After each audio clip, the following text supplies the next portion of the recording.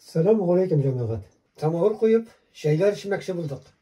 Mana bu bizning samovarimiz bo'la endi. Burasi dik samovar, dik aybat. Alul toza, ishli turgan samovar. Mana mılsayda qopqoshi altına olib turamiz. Hozir mana samovar qo'yarga hazırlanamiz. Mana tutaldik endi. Tege jirdagi ish bo'lmasin, samovar qo'ydim. Ko'mirsiz, qaynab chiqar ko'rsiz bo'lmasin. Shundan so'ng azrakgina ko'rsatib ketam. Boshda endi samovarni qo'yar uchun eng birinchi shirapda shira hazırlagan kerak bular. Shirani bilan shu aytib hazırlaymiz. Bu bilan suyan og'ashi. Suyan og'ashidan tilingan shirap tez yonib ketadi. Ha bu butun shirni ichiga aytamiz endi. Shuning uchun bilan shu aytib hazırlaymiz. Vaqtimizda endi shu aytib buni yondirib jibaramiz-da solamiz. Ha ustiga ko'mir solamiz. Bir necha kesak ko'mir solamiz. O suv bilan bilan shundan yonib ketadi. Endi suv solingan aybat uzoqlamay. Bundan turbasi da var. Bizda shu turbasi da yo'q edi. Turba bo'lmagandan so'ng aytib ko'ra ketam. Samovar tez qaynatirgan narsa. U har vaqtda dag'in aniq suvi qaynar bo'lar. Agarda suvinib ketdiysa, yog'idan 1-2 kesak ko'mir solib jibarasiz, u yog'idan da jilinib ketadi. Mana shu aytib, shunday jili shay isha turgan endi u vaqtlarda. Hozir durust butunisida elektrga kelingan, gazi da bor deganday. Onday bunday samovarlar har bir kishida yo'qdir endi. Ammo lekin biznikari saqlangan mana. Shiroyishini aytib kerak, suyan og'ashi bek yaxshi. Suyan degancha og'naysiz dag'asiz endi. U yuka, qobig'i soldirilgan yuka bular.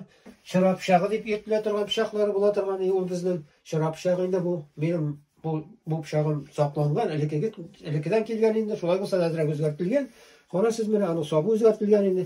Ilk bu og'ash bo'latirgan, qo'lliroq temirdan yasalgan shunday shirab pishoqlari. U har vaqtda dag'in pish qarshimda, kishaq qirayimda saqlanatirgan edi bizning. Jamoat beton ko'mir bilan gil qulosida tursin uchun endi ona pishga yoqqan vaqtda, o'g'il pishlar bilan turgan endi u. Yoqqan vaqtda kishaqqa tortasında ko'mirin shundan olasin. Ko'mir shumaklari bilan turgan, spesial yasalgan ko'mir shumaklari bilan turgan edi. Ish oyoqli, qopqoshli, ko'mirni qaynar kelish olib qo'yasin tutarib shunga. Endi ana laganga, sulu laganga o'tirtasin u soatni. U bilan o'zina ko'ra qo'rqinchsiz qoidali. Ham istenaga bak yoqin qo'ymaysan. Ko'mir har vaqt olgandan qaynar ko'mir üstüne qoplab qo'ygach, u tez orada so'nib ketadi. Butan yonmaydi u. Ham mana har vaqt ko'mir zapasim bo'la turgan ham. Pishga yoqqan sayin ko'mirni olib turib, zapasga bo'lsin uchun olib tura turgan edi. So'ngan ko'mir üstüne solsang, oshiq keyish qoldirasan ekan, u yonib ketadi. Bugungi kunda meni ko'mir shundaga bo'lmagach, mana azgina shu yo'l bilan mana sizga ko'rsatirgan bo'ldim. Shu endi bu ana zo'rroqlari da bor.